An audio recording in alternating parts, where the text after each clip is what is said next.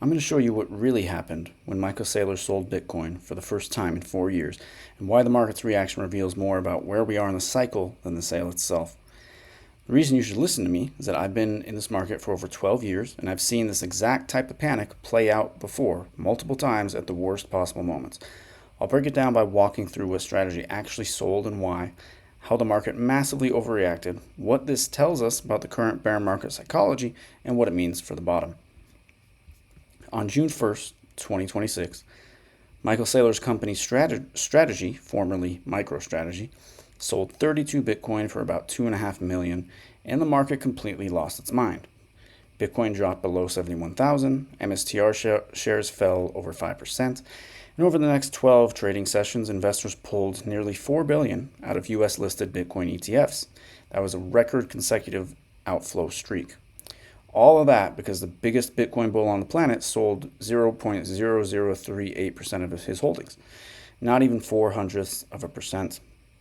So today I want to walk you through what actually happened, why it triggered such an extreme reaction, what it tells us about where we are in the bear market, and whether this should change how you think about Bitcoin going forward. Let's get into it. So to begin with the facts, because they got buried pretty quickly under all the panic, between May 26th and May 31st, Strategy sold 32 Bitcoin, average price of 77.1 thousand per coin, for a total of about $2.5 million.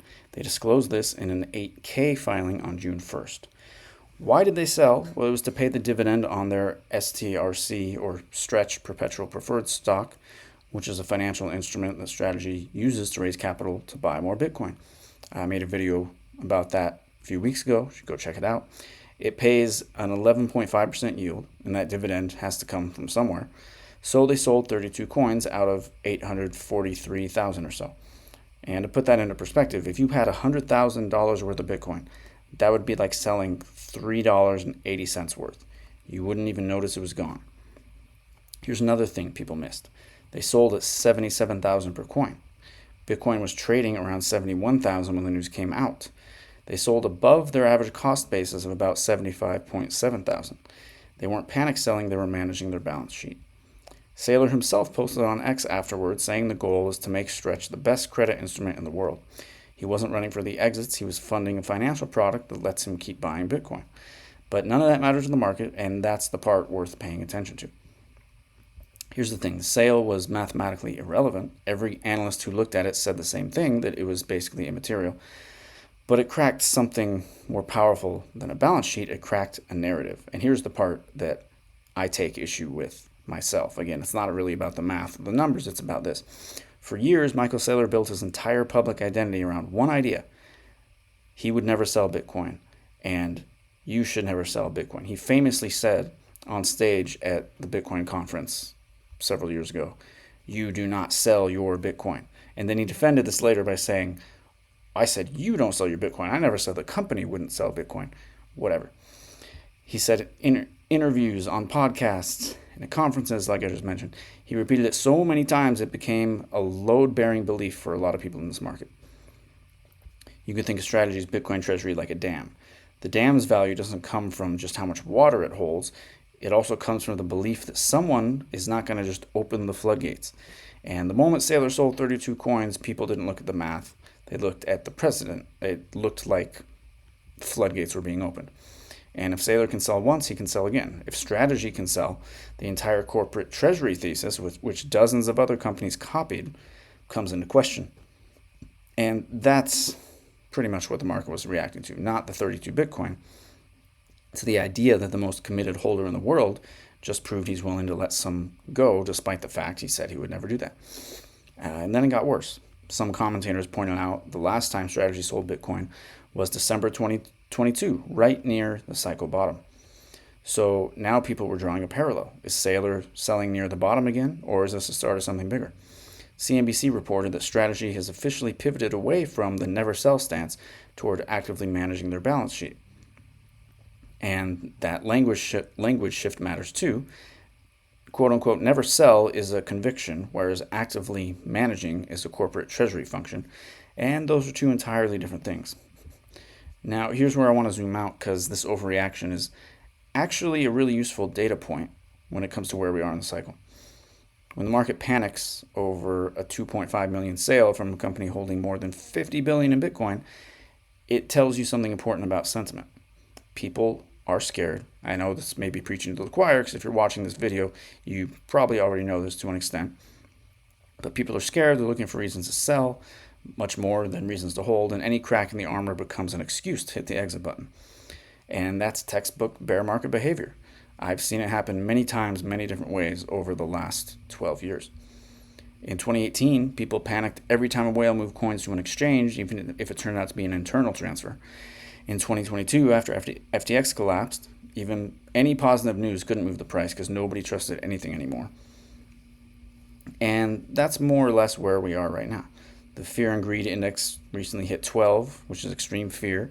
It stayed there for a record length of time. More than half of all Bitcoin in circulation is currently held at a loss.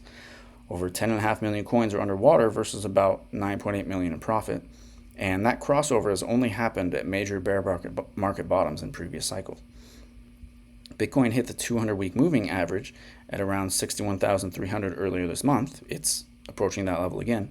And that has marked or been very close to the cycle low in 2015, 2018, and 2020. And in 22, price briefly dipped below it before finally hitting a bottom and then recovering.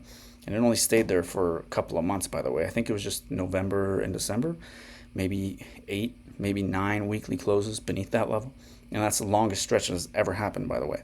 So everyone thinking that a dump to, 40,000 or something and staying there from July through October or something like that is going to happen is extremely bearish, and I would even say delusional, because there's no historic precedent for that whatsoever. It doesn't make any sense. That doesn't mean it's completely impossible, but personally I would put the odds of that in single-digit percentages, but who knows? I could be wrong. I've been wrong before. Now, none of this guarantees we've hit the absolute bottom. In 2022, the 200-week MA didn't hold as perfectly as it did in prior cycles, or as well as it is so far in this cycle. But the confluence of all these signals firing at once, while the market panics over a small sale, paints the type of picture that I've seen before. The last time everything felt this hopeless was also the last time it was the best time to buy. I want to end with something that almost nobody's talking about in the context of the Saylor story, because it happened the same week. On June 3rd, 2 days before the strategy sale, SpaceX filed its S1 amendment with the SEC ahead of the largest IPO in history. And buried in that filing was a disclosure that SpaceX holds 18.7 thousand Bitcoin on its balance sheet, purchased at an average cost of about 35,000 per coin. On June 12th, SpaceX went public, raised $75 billion, and is now valued at over $1.7 trillion.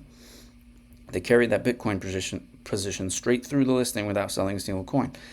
So while the market was melting down over Saylor selling 32 coins, the largest IPO ever just brought over 18,000 into public markets as a standard corporate treasury reserve, not as a Bitcoin company or a proxy, as a rocket and satellite company that decided Bitcoin belongs next to its cash. To me, that's a really important story of this week. Not the 32 coins being sold recently, but 18,700 coins going public on the Nasdaq. Michael Saylor also pointed out after the SpaceX listing that 25% of what he called the Mag 8 largest companies in the world, now hold Bitcoin on their balance sheet. The corporate treasury thesis isn't dying because strategy sold, it's actually expanding. And Musk-linked companies alone now hold over 30,000 Bitcoin between SpaceX and Tesla, and neither of those companies has ever sold from their core position. So that's a full picture. Saylor sold a rounding error's worth of Bitcoin to pay a dividend. Market panicked because it broke a narrative, not because it changed anything fundamental. In the same week, the largest IPO in history validated the exact corporate Bitcoin treasury strategy that people were subtly questioning. If you're watching this in the middle of this bear market feeling uncertain, that's totally normal. That's how bear markets are designed to make you feel. But zoom out, look at the data and the institutions, and make your own decision.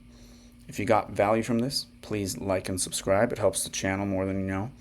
And don't forget to check out the Hard Money Dispatch newsletter. I'll leave a link in the description. It is free. Thanks for watching, and I'll see you in the next one.